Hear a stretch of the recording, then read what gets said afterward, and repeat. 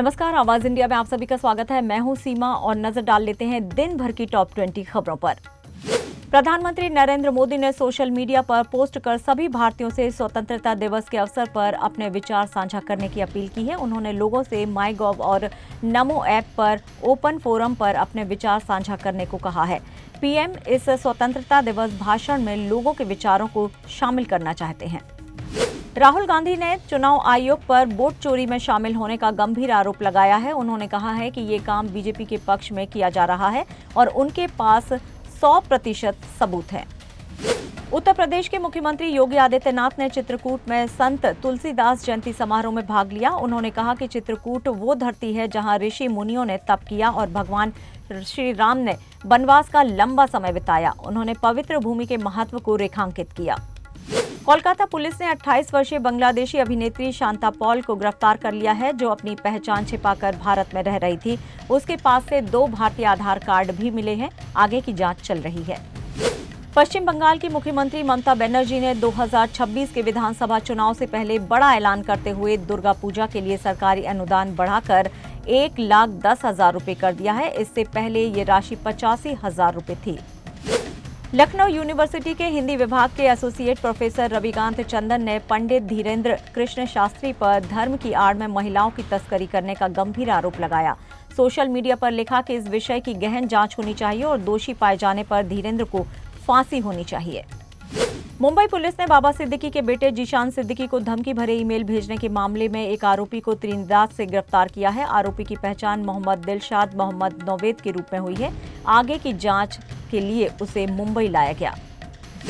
Bhopal crime branch ने एक बड़े ड्रग्स नेटवर्क का भंडाफोड़ किया है। इस मामले में मछली गैंग के एक और सदस्य को गिरफ्तार किया गया है, जो पूर्व कांग्रेस पार्षद का बेटा है।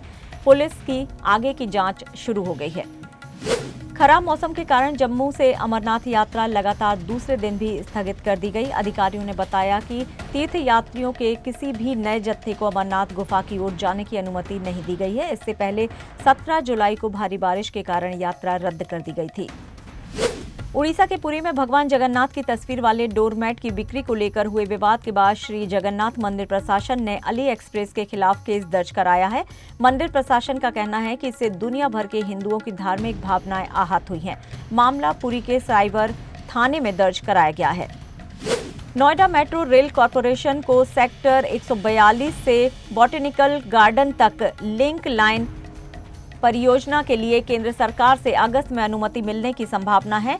ये 11.56 किलोमीटर का मेट्रो कॉरिडोर होगा, जो नोएडा अंतर्राष्ट्रीय हवाई अड्डे और ग्रेटर नोएडा के लिए सुविधा प्रदान करेगा।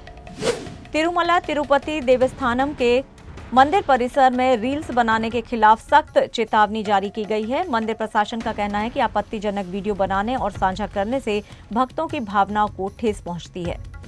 गोवा सरकार समुद्र तटों के पास कांच की शराब की बोतलों की बिक्री पर प्रतिबंध लगाने पर विचार कर रही है। सरकार का मानना है कि टूटे हुए कांच के टुकड़ों से पर्यटकों के घायल होने की आशंका है। अमृतसर में श्री हरि मंदिर साहब की आरडीएक्स से उड़ाने की धमकी 20वीं बार मिली है। पुलिस आरोपियों की तलाश में जुटी है, लेकिन साइबर सेल डार्क नेट के इस्तेमाल के कारण उनकी पहचान नहीं कर पाई। भारतीय नौसेना को हिमगिरी नाम का नया स्वदेशी मल्टी रोल स्टील्थ फ्रिगेट सौंपा गया, जो पूरी तरह से भारत में बनाया गया है। इसका वजन करीब 6,670 टन है और इसकी लंबाई 149 मीटर है। भारत ने अमेरिका की 5वीं पीढ़ी के F-35 लड़ाकू विमान खरीदने से इनकार कर दिया है। ये फैसला अमेरिका द्वारा लिए गए टैरिफ के बीच आया है। भारत अब देश में रक्षा उपकरणों के संयुक्त निर्माण और डिजाइन पर अधिक ध्यान दे रहा है। ईरान ने अमेरिकी राष्ट्रपति के भारत पर मनमाने टैरिफ से शुल्क लगाए जाने के बयान का हवाला देते हुए आर्थिक साम्राज्यवाद के खिलाफ नई व्यवस्था बनाने की जरूरत बताई। ईरान ने विकासशील देशों के बीच मजबूत गठबंधन की आवश्यकता पर जोर दिया है।